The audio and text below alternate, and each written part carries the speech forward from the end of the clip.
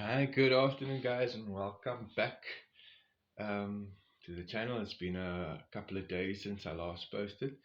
Yeah, was just going through a few things, going through a few videos, checking out a few of the photos and things, and I really actually wanted to find a way to keep on uploading all these things because there's quite a few unreleased photos and videos and things. But yeah, as I was just thinking about today's one, it made me think. The last we spoke, I told you I ended up in Heidelberg, and Heidelberg, the day 7, had a bit of a bad day. Obviously, as I told you guys, I missed my family. So for me to arrive at Heidelberg, and it wasn't really um, a welcoming party, if I may say it like that, it was actually preferred to have a bit of peace and quiet and silence. I mean, I actually went and took myself to the bar downstairs there at the hotel, and I had a beer and a burger. So as basically I took the evening. I was there early enough to can have a good rest, so that I was ready for the next day. Because on the 30th of March, day 8, that was the Thursday, Friday. Yeah, the Thursday. Yeah, excuse me. The 30th of March, day 8. On that morning, there would be load shedding, so I would need to leave a little bit early. Now, the strange thing is that their load shedding out in Heidelberg started at 5 o'clock. So normally, like at 2 o'clock, 4 o'clock, 8 o'clock. Those are the times. So I knew I needed to be up early. So I was leaving at around 4:30. So I went to go sleep early the night before, had a decent night's rest, doctored myself, and I was feeling good for the next day. So when 4:30 came, or when 4 o'clock came, and I stood up, so obviously I stood up a little bit before the time. Stood up before the time. Oh man, my body didn't want to wake up. I was this a whole week of early mornings was killing me. Early mornings, late nights, long days. But I stood up nevertheless, and I made my way down. Now, the Heidelberg Hotel is actually on the main road, or one of the main roads of Heidelberg, where you literally, if you continue on the road, you eventually will get back onto the exit, onto the M2. So I'm walking out, right? And as I'm walking out, the lights go out, like the load shedding goes off. And I'm walking down this main road, and I mean, this Heidelberg is beautiful, historic buildings and all, right? But I'm telling you, historic buildings looks way different in the dark when you're walking alone down a creepy road, no cars, no people. It's a bit messes with your head. So I walk down the main road, but I'm such a bang brookie or scaredy cat, whatever you wanna call it, that I'm walking in the middle of the road. I'm not even walking on the pavements, just in case shit pops off. So I'm walking on the in the middle of the road. I mean, there's no cars that time in the morning, right? I'm walking in the middle of the road, and I'm going all the way down. And I walk past. There's this big rugby field on your right hand side as you're leaving. Rugby field, sports field, as you're leaving Heidelberg. And then as the road continues turning, you come past this caravan park. Now, I don't know the name of the caravan park. I'm not going to say anything negative or anything, but I'm telling you, it looked like something out of a horror movie kind of thing. It looked a bit, dodge. So I'm walking, but I got my headlamp and my torch, and I'm like, what? I don't want to draw attention to myself, so I put off the headlamp and I put off the torch, and I continue walking past this place. And I'm telling you, there's something about walking in the dark. It's kind of relaxing, kind of therapeutic. I don't know how to explain it. I kind of, because this wasn't the first day or first morning or night or whatever where I would walk in the dark. I mean, I did it when I left Pearly Beach also. There's just something peaceful about walking in the dark. Go figure. I get back onto N1, excuse me, N2, and from there I now got around about, it's a 68-kilometer journey from Heidelberg to Albertinia, right? So Google says it's approximately 15 hours or 16 hours. So remember, I'm leaving around 5 in the morning, so I'm literally going to get there 9 o'clock. Oh, is my maths right? Yeah, I'm going to get there late afternoon, for 8 o'clock, excuse me, around 8 o'clock. So I now got a heavy day ahead of me, but I'm in good form, in good spirits, my body's feeling alright. So I'm continue walking, and I've got good music going on, motivated, I had a good breakfast, I had a good night's rest. and everything's going good. Now my broken up the trip, and I know that I gotta be at Riversdale, which is my halfway point. It's around about 38 kilometers into the journey. It's literally around halfway. So I'm continue pushing on, and I'm walking along the main road into that side of the world. You don't see any housing. You don't see any shops. You don't see any, I think, other than farmland. In fact, you know how many times a tractor, one of these weird eight-wheeled, weird-wheeled tractors came past in the road and basically stopped traffic because it is on its way to wherever. I'm a city kid, born and raised, right? And we are so used to the convenience of having a mall 5 minutes away. I mean, I literally am smack bang in the middle between Paro Center, N1 City, and Grand West over here. So I literally can decide, within 5 minutes I can go to any of these three. And obviously Canalwork is just a little bit further on down the N1 that way, about 10 minutes away. So we used to the conveniences of modern life. But I can definitely understand why people move out to that side of the world. Not just that side, but why people move out of the metropolitan areas, why they go to the more quieter areas. I could definitely see it. Oh God, I hope wifey understands that. I would love to retire one day. Not even retire. If we could go tomorrow, if my work, no, if work and everything allows, and I can end up working from home or find me a employment on that side of the world, please God. But yeah, there's something about it. I mean, it is peaceful. It is the scenery. Every 5 minutes, I was stopping, taking photos. There was lakes, there's rivers and ponds. There was animals. I saw cows. I saw goats. I saw horses. Beautiful horses. Bulls. Beautiful bulls. Um, I saw ducks. I saw all sorts of birds. Once again, on the road, I was accompanied by birds, flock of birds flying down the main road. I don't know what's it about the main roads, but they're the birds. But I remember there was the Squeakkraal guest farm. That's also beautiful little farm along the way, about 10, 20 kilometers outside. No, not 20, I lie.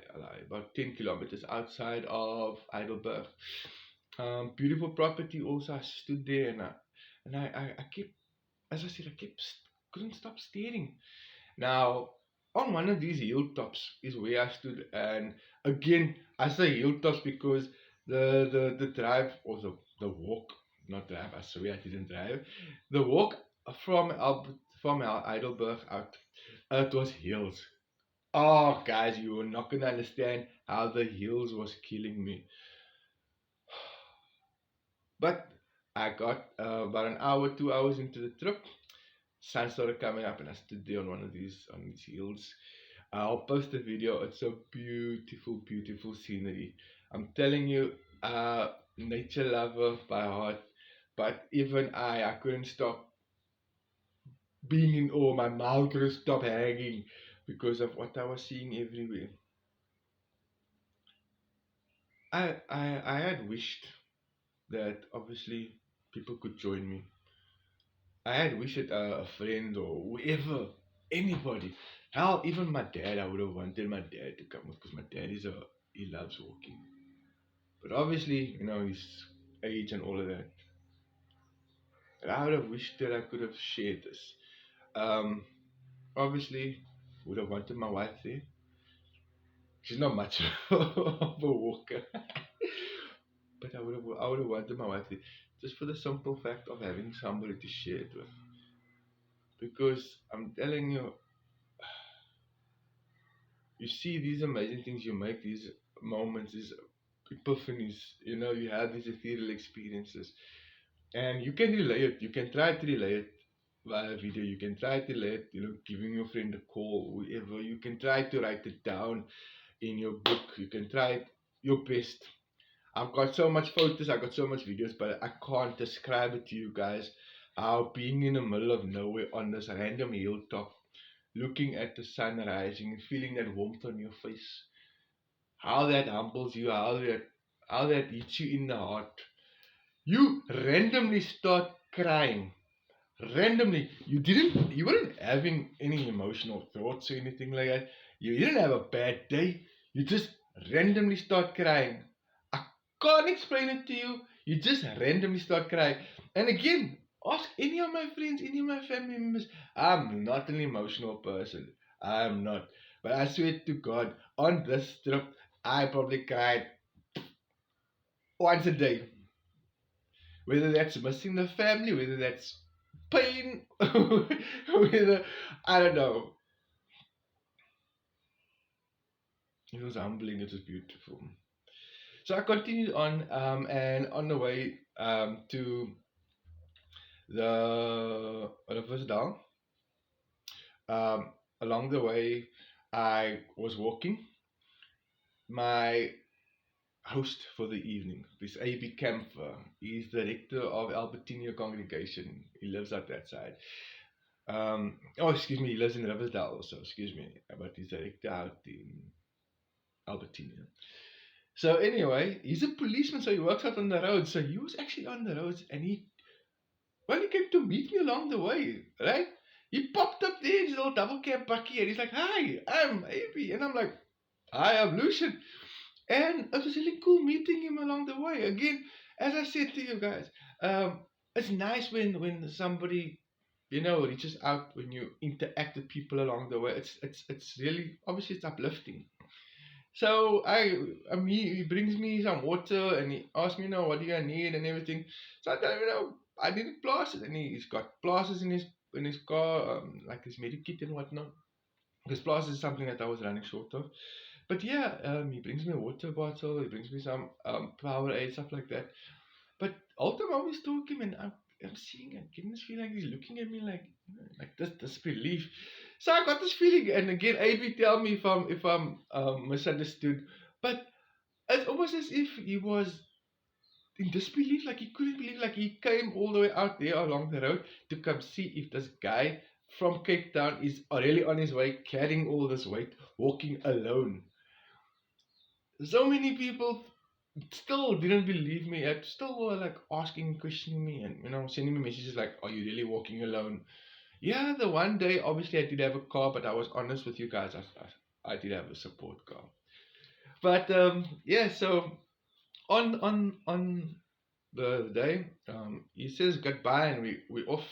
He drives back, and we go. And I tell him, "Okay, I'll see you later tonight. I'm gonna be there around about 8 o'clock or later, because at this time my time was going slow, because again, as I said, the elevation and the heat. It was a hot day.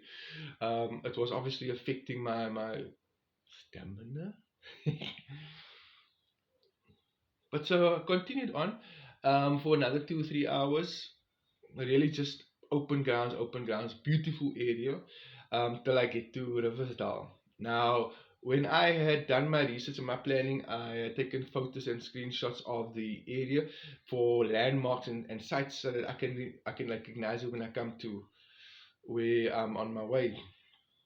So for Riversdale, I had planned to have lunch or stop there in Riversdale, and that would be my lunch break. So while I was on my way there, I got a phone call from Lanisha Willemse. Now, she was my host for the night before. She organized my accommodation at the Heidelberg Hotel. Now, she herself works for the Esekwa municipality, and she works also in Riversdale. So she's like, "Yo, what time are you going to be in there in Riversdale? Because maybe I can meet you for lunch." I'm like, "Yeah, I'm going to be there in the next hour or so." And she's like, "Okay, cool. Go stop at the engine garage. Let me know when you're there. Okay, and I'll pop over."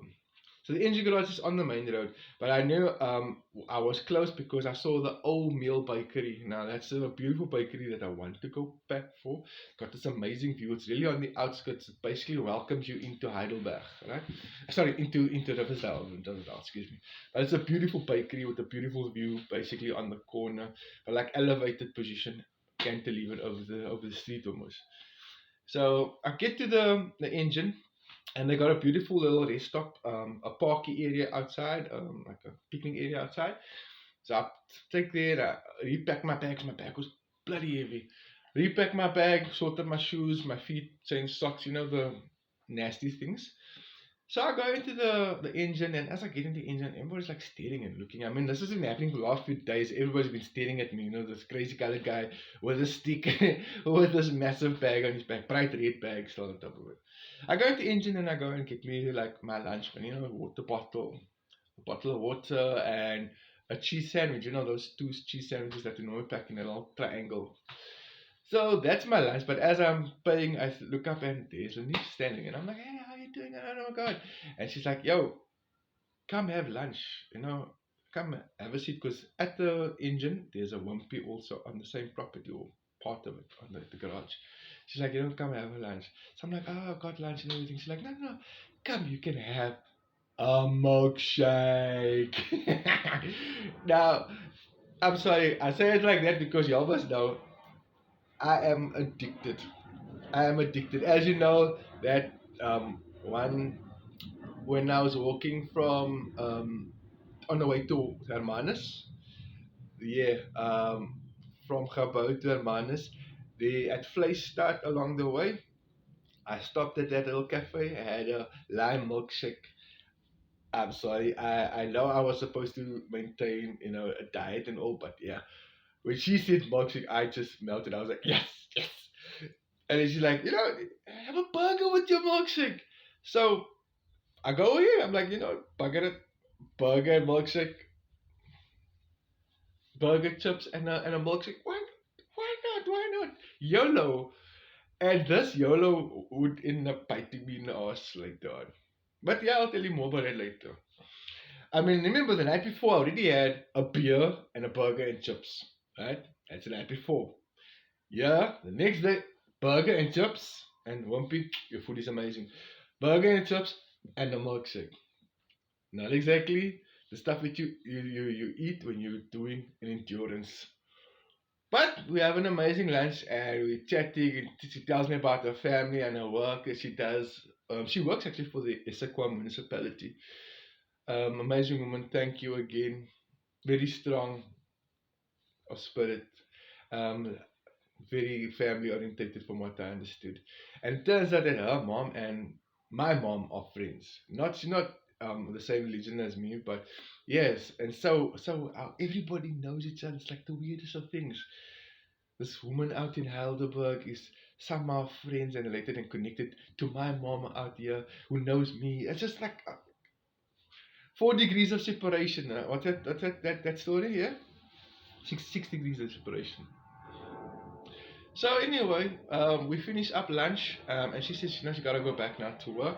So I'm like, I'm gonna go. She's like, no, you can stay, finish up, and again, credit to the waitress or waiters at Wimpy that they told me like, yeah, you don't have to rush. You can chill and relax a little bit, because at this point the whole restaurant's buzzing because people are all like looking, and the word is spread that that guy is walking from Cape Town. He's going to George, and I mean everybody's looking.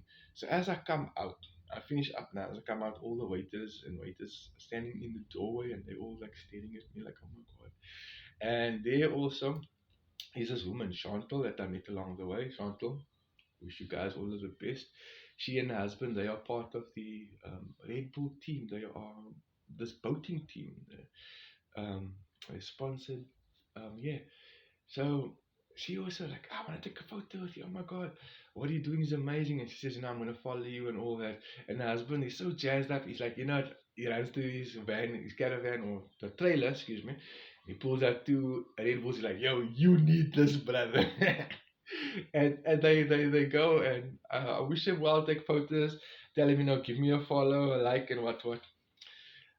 So I leave there, and as I'm walking, just about 100 meters from the engine garage, there's a intersection. So you can go left and you go into the Riversdale, the community or suburb neighborhood, right?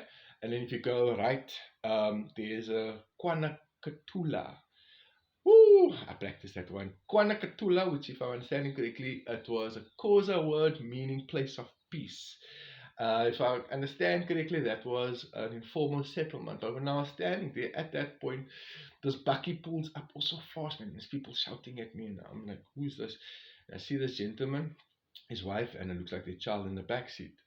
But the back is fully loaded with things, man. Look like they're literally moving, like all of the things. And it turns out that this is Brother Johnson and his family, or this is the Johnson family. The very people whose house I'm going to be sleeping in that night. Right? Whereas I was on my way from Cape Town to Albertinia. They were on their way from Albertinia to Cape Town. So this was a really cool, really nice experience running into them along the way. Also just introducing myself and seeing it.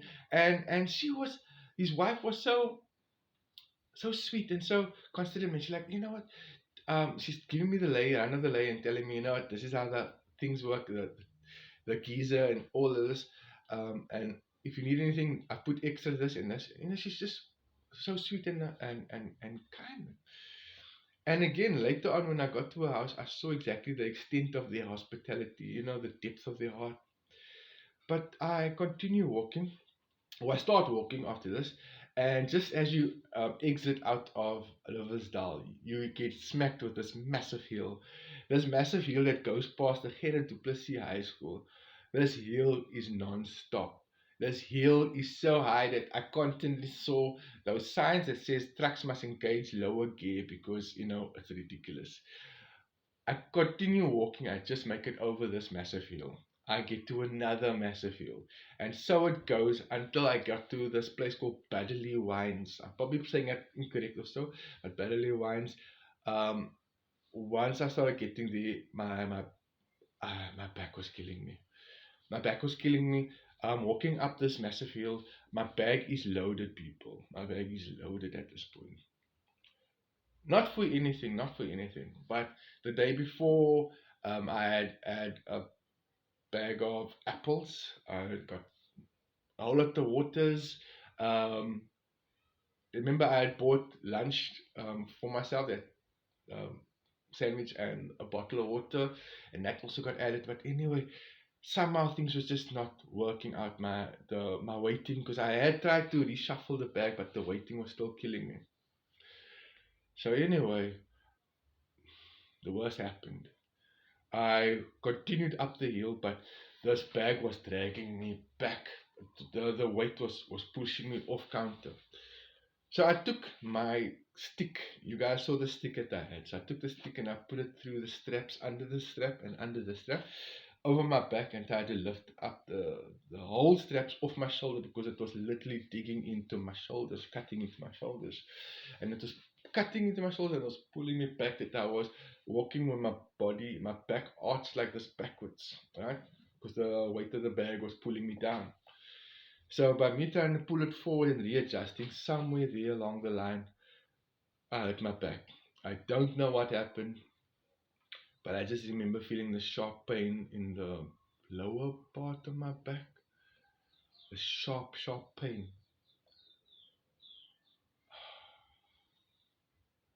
I was on the hill still, and I'm an idiot. I pushed through pain. I stood for a good 10-20 minutes in order to can relax my body. I couldn't do it, guys. I continued on. I keep pushing as best as I could. I eventually walked for another half an hour like that. But my pace was ridiculous. My pace was ridiculous.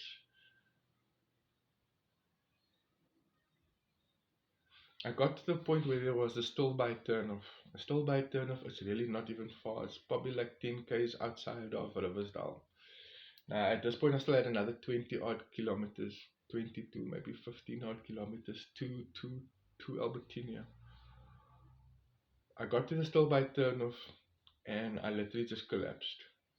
Opposite the Stilbaai turnoff, it goes this way. There's the into going on to in Albertinia. There's a little gate here to somebody's private property. I just sat there and had a sandwich, took some medication, some pain pills that I had. But the pain pills that I had been popping for the last hour in order to keep my back in check, wasn't working. So yeah, for the second time on my trip, I made a decision to phone ahead. I phoned AB and asked him if he's on the road still. As I said, he's a policeman. He said no, he's currently at his station in in Albertinia. Oh, he's currently in his station. So I explained to him the situation. I asked him, is there any way that he can come fetch me? Because I wasn't gonna make it. I can't explain it to you guys. This one hit me worse than the Pearly Beach one. Because this one, I ran a real concern where I was worried because of the pain in my back, because of the difficulty carrying the bag. Because I literally swapped the bag to the front. I was carrying it on the front, like the moms of the babies will normally do. To can kind of counter the weight. At least at this point, still by turn of onwards, the road seemed to be evening out. There didn't seem to be that many hills still ahead. But I hated the fact that I cancelled, that I hated the fact that I called in. AB arrived within 10-15 minutes, and I got into his bakkie and we continued. And I wasn't really much for talking. I was really in a in a miserable mood. Sorry again for that, AB. I was frustrated, man. I was frustrated, because I hurt myself, and I thought if I was sore, I wouldn't be able to continue the next day. That was the main thing that I was worried. And I mean, yeah, it was day 8, so I literally just had Albertinia. Then the next day I would walk from Albertinia to Mossel Bay, and then the last day would be Mossel Bay to George.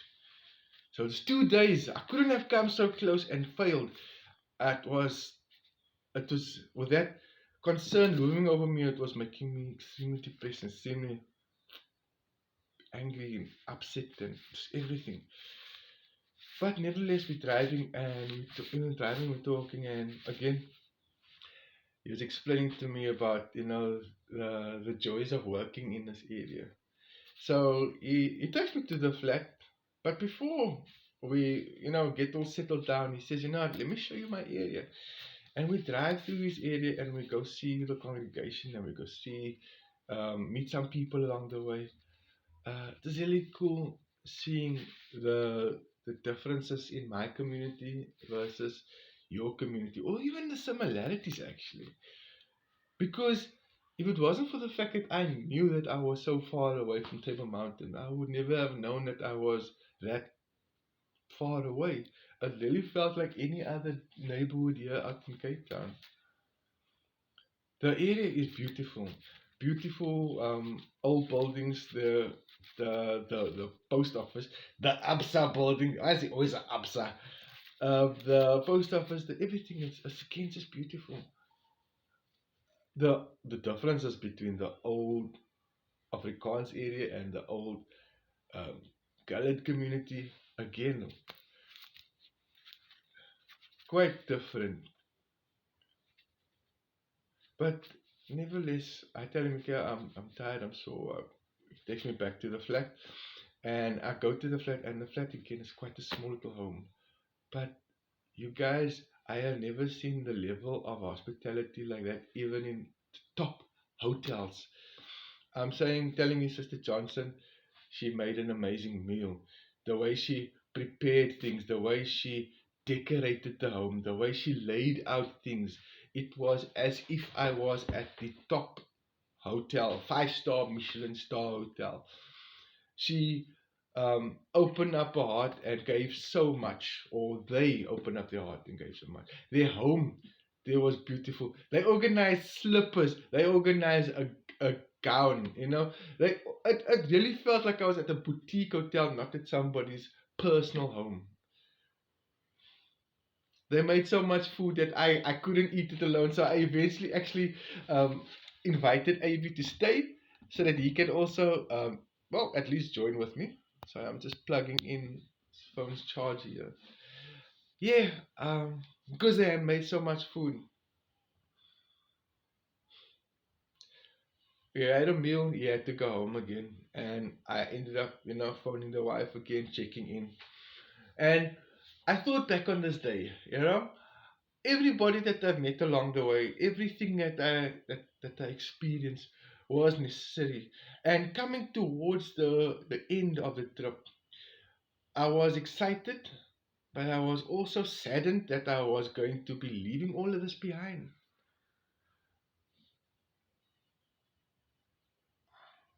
At that point, I doctored my body, and I lay there in perfect straightness. And again, to everybody that sent out messages, I had posted it to all of those that sent out messages of support and prayers. I appreciate you. For those that were calling me, I appreciate you. I never got to say thank you to everybody. I know some people thought I was being an ass because I didn't answer everybody's calls. Actually, I had to cancel a few calls while walking, but it's just because I was trying to focus. Because at that point I couldn't really speak. But yeah, that basically was day 8 wrapped up. Um, it was a day of good, but also a day of sad. I think I shouldn't have eaten so heavy, but again, I don't know if that contributed to it. I think my bag was too heavy and I didn't pack it properly when I was readjusting it there at the engine at the petrol station. I don't know. I can't look back now and understand what happened. But I was grateful for Lanisha for having lunch with you that day, Chantal for AB, for Sister Johnson, your husband, your family, for your home. Even Samantha, the neighbor that was also really nice and welcomed me. So again, thank you. I'll post the next video shortly again. It's day 9 and then day 10 with all of the rest of the videos. But now, guys, thank you for those who have been listening and watching along. Appreciate you. Love you. Have a great afternoon further.